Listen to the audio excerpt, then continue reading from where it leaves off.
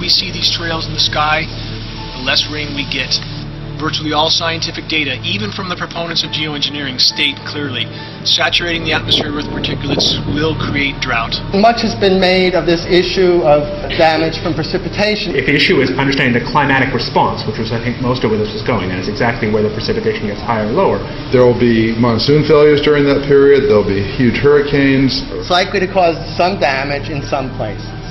The global studies indicate there will be some impact on precipitation patterns, and obviously there's a lot more opportunity for work in that area. Just seeding can be pretty effective for the clouds we explored, but the interactions between seeding and precipitation in the form of drizzle are really complex.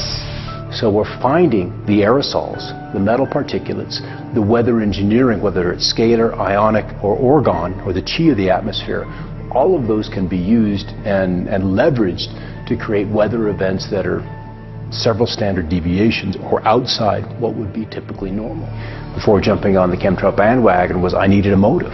Without a motive, you can't say what they're doing and why they're doing it. You have to have a motive. Weather derivatives are products that commercial hedgers would use, such as an insurance company or an energy company, to hedge risk that's associated with weather.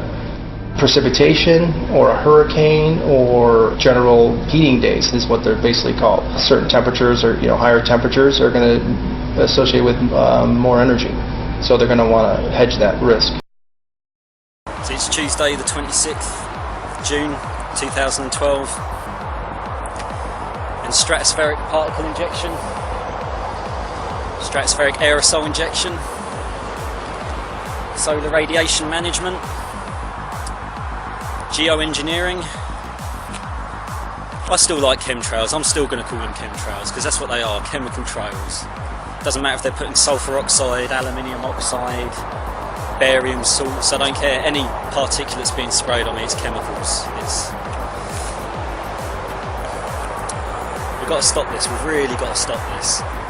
It's becoming ridiculous. Yesterday they whited out the sky. Today it's actually still quite blue. Just horrendous trailing, horrendous fucking trailing. Boggles my mind. Boggles my mind that people can't actually see this. I think sometimes they feel ashamed after it's been pointed out to them that they haven't noticed it. And that was the same with me. I mean, I noticed myself back in November 2011. And that's what made me look into it personally. And then you realise all these people have been screaming about it for years. Have been right on the money. We're being poisoned with all these little nano-sized particles. And really, what's it all for? I mean, what is it all for? They say it's to save the planet. I don't believe that for 1 second, because global warming, man-made global warming is a hoax. I mean, we all know that now. The stats prove it. The planet is rising. The temperature in the planet is rising. Everyone knows that. So's Mars, so's Venus, so's Jupiter. And the CO2 is following it.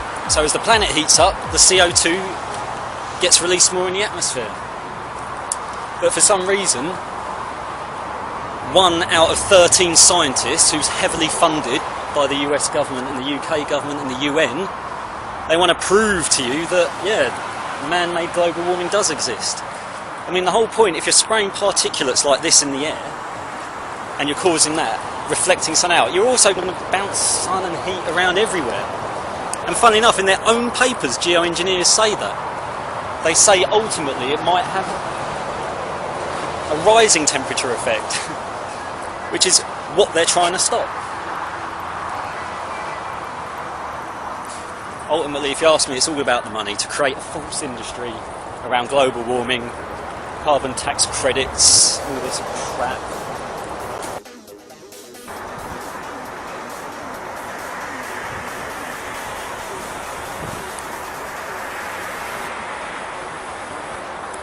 Don't know if you can work out where they've been switching on and off.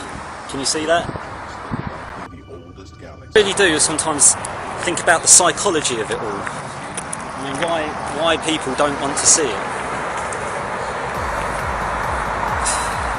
I mean, once I first noticed and looked into it, you can't help not see them. I mean, and for me, people say water vapour trails, they're just clouds, but to me they look like clouds of particles of dust that are blocking out the sun. And I don't understand why the majority can't see that. Look, I mean, this is just unbelievable. We're breathing this in.